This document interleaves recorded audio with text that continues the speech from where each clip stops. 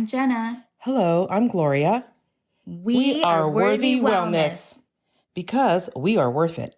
Our purpose is to introduce women entrepreneurs, products, and services while proceeds help women in need for holistic care and therapy services.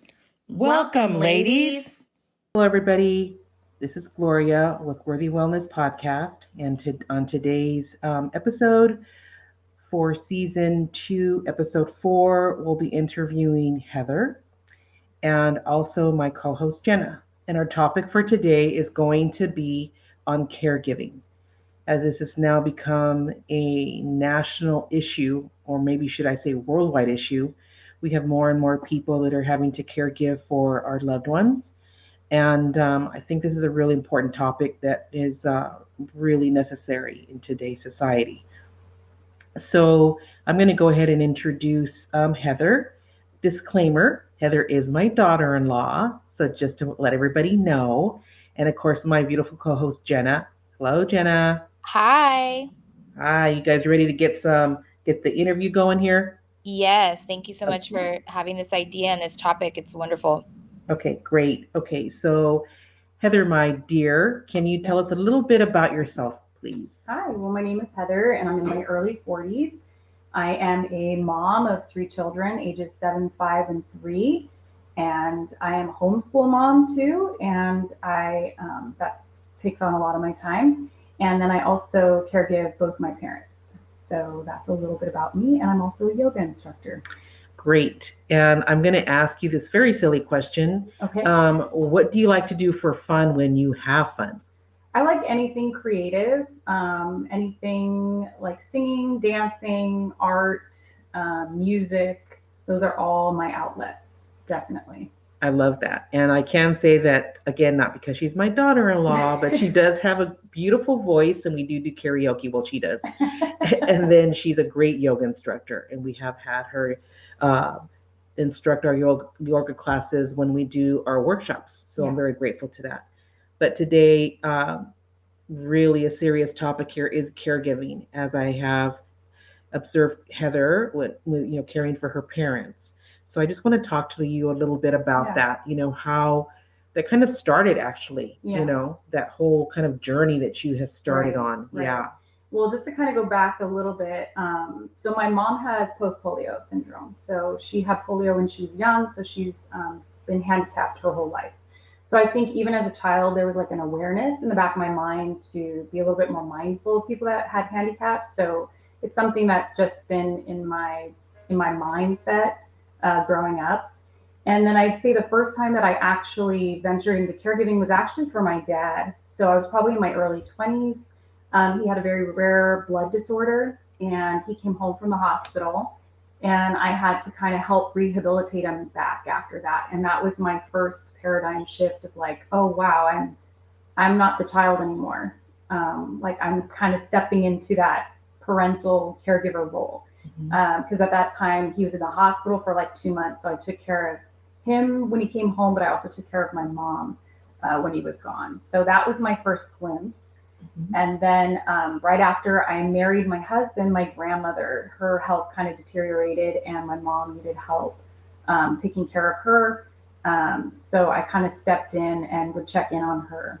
So that would be my second kind of introduction. And then eventually, later on, my dad was diagnosed with Parkinson's. So that became like a full-time. Then I was taking care of both parents at that point. So it's been kind of a series that's led me here. So I've had a lot of different experiences, like throughout my 20s, 30s, and now I'm in my 40s. So they all look a little bit different, each of those situations. So right. I mean, I've seen it, I witnessed it, and it's a lot of work. Yeah. But Heather does it with a lot of compassion and love and kindness, of course, to her parents, and it was her grandmother. But there's so many people out there right now that are going to be listening to this, and really it's going to resonate with them. Yeah, I hope so. I think like if I had to go through those things and it was wasted, that'd be one thing. But I feel like if I can go through these things and it's something that somebody else can learn from or take hope in, then it's not wasted. Like these things that happen to us are important. It's important to talk about it and to compare stories. And, if it can be beneficial to someone, even better. So when it started with your parents and now you're caregiving for both your parents, Right. um, explain to us how you finally just came to realize this is what we need to do as a family, you and your husband and the kids, all kind of, how we're going to do this together. And kind of when you Yeah. really had to stand back and look at really what was going on and figure out this is going to be best for all of us. Yeah, I think what you're referencing is a situation like, so right now we all live together. So my husband and I and my 3 children and my parents, and we actually just bought a new house that's a little bit bigger. It's going to be more accessible for my parents, and it is. So how do we end up in that situation where we're all kind of living together? I think that we had lived together before, but it was in a smaller home. So I'd say right after I had my son, my second child, he's now 5. Right after he was born, we knew once my dad was diagnosed with Parkinson's. He had helped my mom before. He's a retired nurse, so he has a lot of history in caregiving. We knew that he wasn't going to be able to do everything to the capacity that he used to do to be able to help her. So my sister and I kind of had a talk, and our families had a talk that, hey, I think we need to move in with them, meaning my husband and I. At that point, I had Charlotte, my oldest, and I was pregnant. So they moved in with us, and it was just, the house was too small for our family. So I think we've had a kind of a series of steps in between that, but I think we eventually knew that that was going to be the plan. We knew that we needed to kind of live with them and be able to kind of walk them through this journey of their life. So yeah, I don't know if that answers your question. No, it does. It does, because now that you are all under the same roof, Right. It makes it easier for you to go ahead and Yes. caregiver because you're all in. Yeah, together. it does. I mean, I think when we lived across the street from them a little bit when we were still caregiving them, and I always felt like that metaphor of like putting kittens in a basket. I just felt like I was constantly putting them in and they were getting out. So it was like I couldn't take care of my children the way that I needed to do it, and I couldn't exactly take care of them. I was just kind of doing the best that I could all the time. So something about having us all under the same roof, we're all a cohesive unit. We're able to help each other in the way that we can do.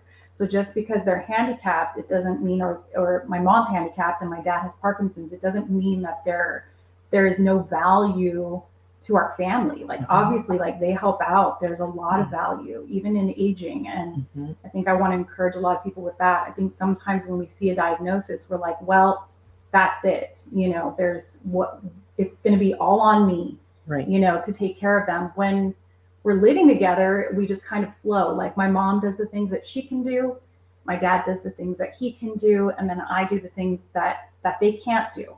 So that's kind of how we work as a unit. So. And I love that because, again, you had to basically just figure it out by yourself, right? Once, because that's the other thing that a lot of people find that so daunting. Yeah, it is daunting. I think it's a lot of trial and error. And then sometimes you're just kind of forced into situations where you're like, I have to figure it out. I don't know what this is going to look like. We just have to make it through today. And I think that that's a completely normal feeling. There are a lot of resources out there, but sometimes when you're thrown into it, you don't have time to start sifting around for resources. It's almost like when those hospital visits settle and things like that settle, that's when you can kind of research. So yeah. So in this process of you having to be a caregiver for your parents, and I witnessed it with my own mother. My sister did a beautiful job, with my mom. But you become the parent in some, in a lot of circumstances. How do you process that? How did you process that?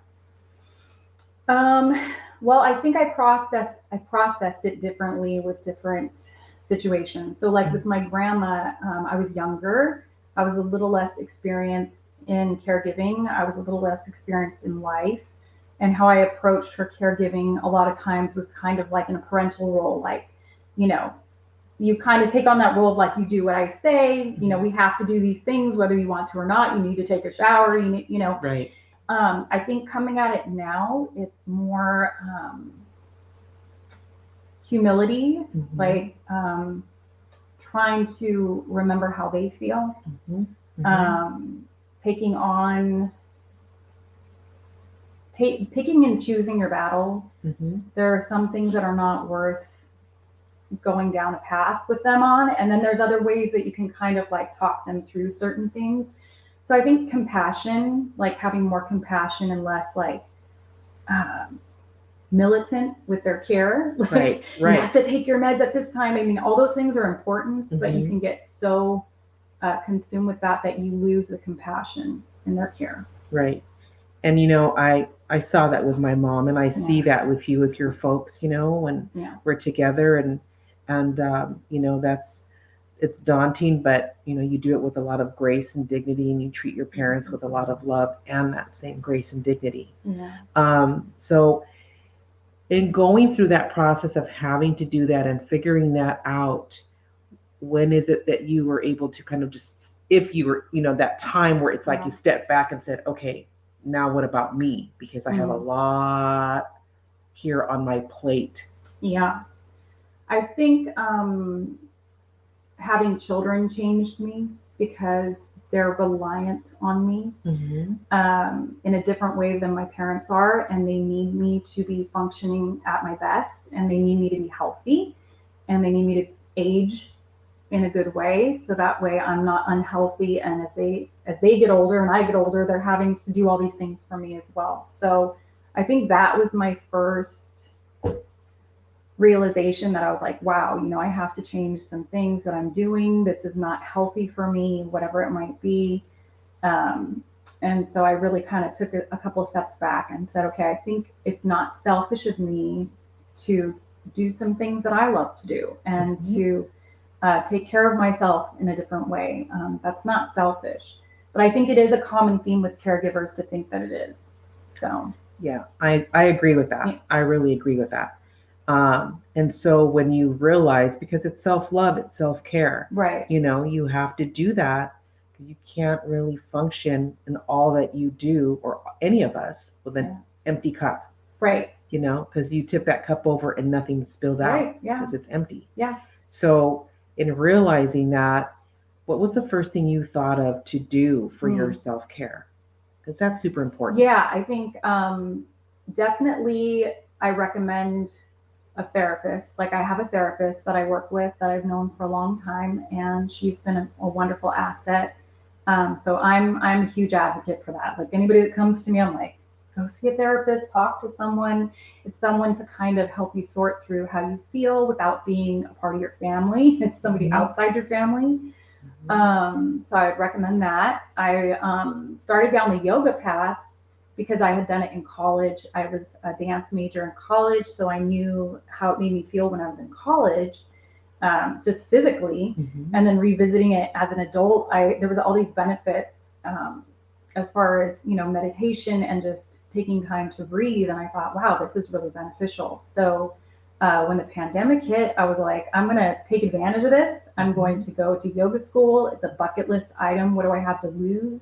It was like the one time they offered it online because of everything that was happening. And I thought, the timing of this is just perfect, because there's no way I could go somewhere and do this with 3 kids, 2 parents that I'm looking after. So Zooming it was perfect. And I did it in a couple months. So that was huge for me to be able to do.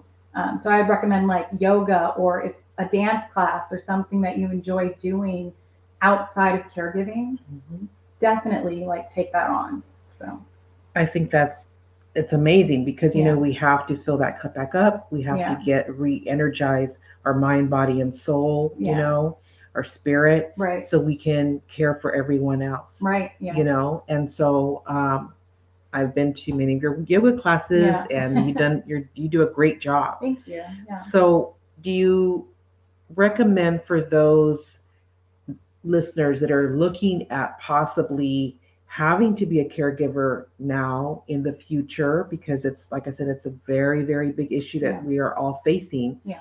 What's the first thing that comes to mind that you would recommend if someone's really looking at that? Well, I think that there's a lot of resources through medical groups. Like I think there's social workers. Like if you're really nervous and you're not quite sure, a lot of times if you have a loved one that's in the hospital and they're getting ready to discharge them and you're just like, I'm going to take this person home and I have no idea what's going to happen. I recommend getting in touch with a social worker at a hospital and just say, hey, this is the situation. What can you do for me? Like, what resources do you have? I think that's an excellent resource. And then they have, where I'm at, I'm involved with the Caregiver Resource Center. Mm-hmm. So I go to a support group that's there, and it's just for sandwich generation. So it's for people my age that have kids and parents that they're taking care of, and it's like a support group. So I would recommend that. I would recommend finding your support group, whatever that looks like, whether it be family. Sometimes there's family that doesn't want to step up, they don't want to do it, or sometimes they are available and they can help you. Like it's all about just reaching out and seeing who's available and who can help. Mm-hmm. So I think always reach out for help, ask.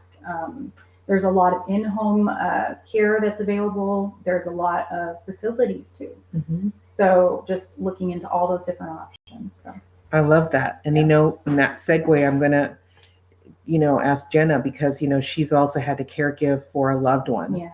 And so she's also has that a little different experience, but nonetheless, it's still caregiving for a loved one. Oh, yeah. And then, with her profession, what she does for therapy. So Jenna, let's talk about that for a little bit. Most definitely. So I wanted to piggyback off of Heather as far as filling that cup back up. For me, it was really helpful to do Splankna. It's Christian-led therapy. I am a Christian, and church is really what helped me because, sometimes we can't afford certain things or we might not have medical coverage. So our faith, whatever that is for your spirituality, for me, it was going to a Christian service, joining a rooted group and doing Splankna, which is also another form of therapy. And just, I'm a business owner and I tried to integrate, what is a common theme or problem or what do people seek? And the wellness workshops, by me giving that to the community and knowing that there are other people out there that are seeking wellness services, that also helped me too. And I just love this podcast, knowing that we are building this community, having people in similar situations and roles. It is filling my heart and my cup back up to continue on. So I just thank everybody here, like for the listeners, for you, Gloria, for Heather, that we're able to touch on these topics that are very, very sensitive. And there's the good, bad, and ugly. But from a medical standpoint, unfortunately, caregiving is not always covered through medical insurance. So what I would advise first is to talk to someone about your medical coverage and seeing what kind of plan that could include the caregiving so you don't have that financial hardship if there is that possibility. Another thing is just seeking out, like Heather said, there's social workers, there's the nurses, the doctors that could help with maybe documentation for family leave or some kind of EDD program, or the way that you do the forms properly to get that claim approved and to get the funds that were accrued through, your employment. That could be another avenue. What I'm also learning is there's different life policies that have living expenses and that are living benefits and not just a death benefit. So if you have a progressive disease, a chronic illness, a terminal illness, then there are those types of policies that can help with the plan of care for the individual that has that diagnosis and needs certain services that maybe the medical coverage will not provide. So you can seek out different policies and plans. And then as far as the diagnosis and when you are caregiving, because I'm an occupational therapist and I work in the medical field, I do see different types of diagnosis. So if you have a disease or a condition that allows for that recovery period where you can rehabilitate and you can regain function, regain capacity to be able to be independent or to have maybe minimal assistance, then as a caregiver, what I would advise is to help when it's needed. So if they could regain, for example, I see patients with stroke. There are some strokes where you're able to recover. You might not regain 100% function, but you could almost get there. So I would say instead of being the caregiver to do all things for the person, you could you can allow them to do the best they can and then step in as needed. So, for example, if you're doing a dressing task, then you can allow maybe the one side that is functioning help, and then the other side that has paralysis is where you step in and you stand on that side. Or if you're eating, for example, and you're able to get 50% towards your mouth and then the caregiver helps the rest of the way, then that's going to really, really help that patient rehabilitate and recover and regain that function. However, if you have a progressive condition that won't allow it, so if there's paraplegic, paralysis, muscular sclerosis, a neurological condition where it's progressive, then of course the caregiving looks different. And the hospital does have the discharge and the training that's in place, but as soon as you leave the hospital, you see a lot of different things that are in home that you may not have known what to ask when you were at the hospital. So sometimes you're just kind of learning as you go. And there, of course, are numbers, that you can call. But if you, from just this podcast alone, as an occupational therapist, I'm just trying to educate families that there are differences on that plan of care, and if you can help in the best way you can help your loved one have function and to participate, that's ultimately what you would want them to do, because you don't want muscle atrophy, or you don't want a complete loss of function when you don't allow your loved one to do movement and to try the best that they can, even if it's 10% of that task. So I guess those are the differences that I kind of wanted to point out from what I see in my field with Medicare, geriatrics, pediatrics, and being an OT, and then just the differences that I've learned with my own loved one of, what is considered covered for medical and what's not. And then, how do you seek out other opportunities or avenues to help you, stay afloat pretty much. Mhm. So is there any other specific questions that you wanted to ask? I think you covered it all. I thought that was great. I mean, you both have had to, Jenna, care for your loved one, and that's, taken it's a lot, as Heather with her parents, and I think that now as we are facing our seniors living longer, and it's now come to a lot of families would rather have them at home and care for them, or some just can't afford to put them in a facility. And so now we're all at a crossroads. A lot of us are at crossroads looking around going, now what do we do? But having the ability to listen to a podcast like this, listen to someone like Heather who's doing it, with both her parents, and how she's kind of navigating that, and especially what she does to for some self-love for herself and self-care. And Jenna, the same thing. You're letting us, giving us the information on what's out there in regards to coverage and insurances, and if they happen to have a different kind of policy that'll help maintain or pay for some caregivers to come in. That's really, really important, because I know both of you ladies can attest to, your parents get discharged from the hospital, and then you're just standing there like, what's happening? Yeah. Right, Heather? Oh, yeah. Yeah. More than once. More than once. And then you have to go home and figure it out.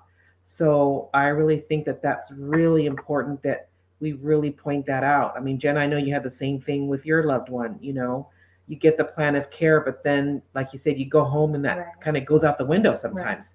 Mhm. Yes, and I just wanted to kind of emphasize on, things that I learned along the way when it comes to your family unit. Um, that communication is really key, and I know that beliefs and culture difference, or maybe the age difference, might be a barrier or a challenge, but you do the best you can with communication, staying in the loop. It doesn't harm or hurt if you try to be transparent and honest and say what you can and cannot do, or maybe write up a schedule that's visual on a calendar and highlight it with different people or different tasks, or explaining when you have free time, or when certain times are, this is when I work, or this is when I have my self-care. I'm booking a massage for me. This is me time. I'm allowing myself this hour. Can someone fill in for me? And I just think that works really well. And I'm speaking from experience that sometimes there were those challenges with me and my family. And sometimes we just have to put that aside and just really come together on the same playing field, saying, we're all in this together. We all love each other. We're here to help. Let's just try together communicate and be on the same page, and discuss our schedule, because one person is not more important or valuable than the other. We all have respectfully our own schedule, our own roles in life, and what's important to us. And I think as long as you're able to communicate that, we would hope that family would be considerate of that. And so that's kind of just what I would like to speak of from my experience. How about you, Heather? Yeah, no, I absolutely agree. I think definitely setting good boundaries in the home with my children and with my parents. So that's, I am only one person, as I tell my children multiple times a day. I'm only one person. I can only move my body in so many different directions at one time. So I think, yeah, being very clear about what you can and cannot do, what time you can do things, what time you can't do things, and then it will help with not having those feelings come up of like resentment or burnout. I think because you're guarding yourself as well. So yeah, I agree. Yeah, I agree, and again, I've seen it in my own family. I see it with Heather and her family.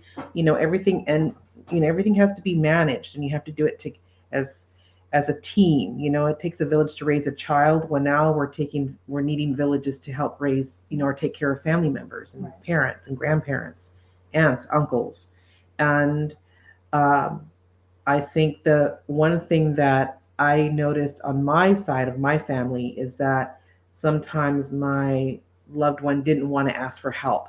Yeah. Because she felt like she could do it all by herself. Right. Yeah. And we could see that that was not true. Yeah.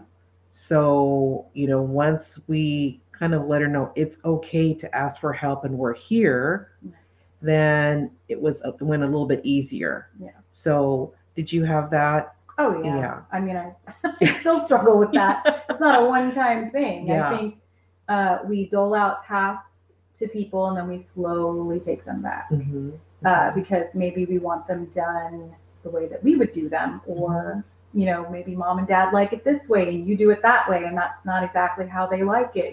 Just similar things like that, and we have to be willing to take the help. However it looks. It doesn't always look like how we would do it. So it takes flexibility. I think that's a really big word, is just being flexible with what that looks like and what the help is going to look like. Right. I think that's very well said. Sometimes we've all been in those shoes where I can do it myself. I don't need any help. And then when you're there in the muck and you're like, oh man, I should have taken that. Yeah. I should have taken that help. Yeah, definitely. Yeah, absolutely. Ladies, you guys have been wonderful. I know that the experience that you have had and that, you're going through still, and Heather, it's an everyday thing for you, but you're doing it with a lot of love and grace and kindness. I want to say just a little bit on the side here. She's a great daughter-in-law. She does a great job with my grandchildren. They're amazing.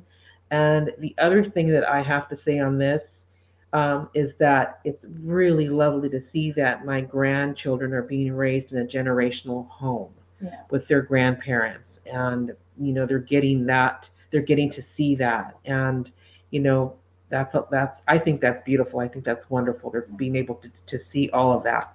And Jenna's done a great job with her loved one and what she's doing now in the community with her therapy, her OT.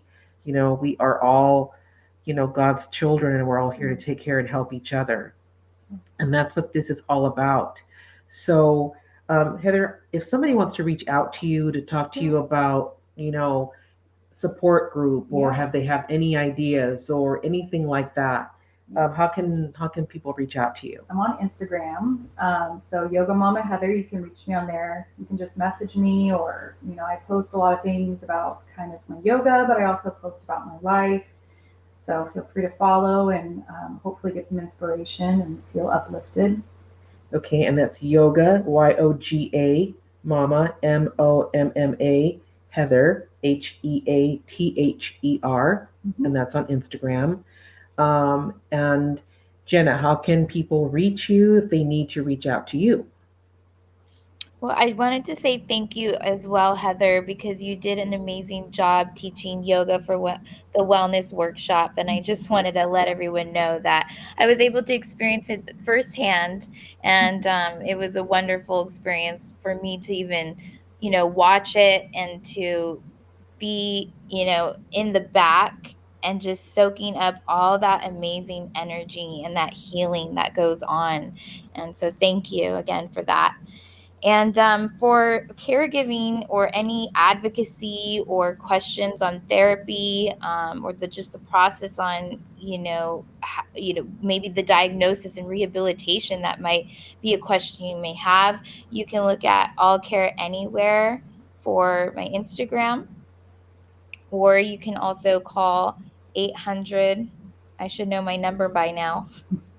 I'm having a little brain emptiness at the moment. Okay, it's 800-548-0958. That's one of many of my businesses. Sorry for that. So All Care Anywhere, 800-548-0958, or on Instagram at ALLCAREANYWHERE.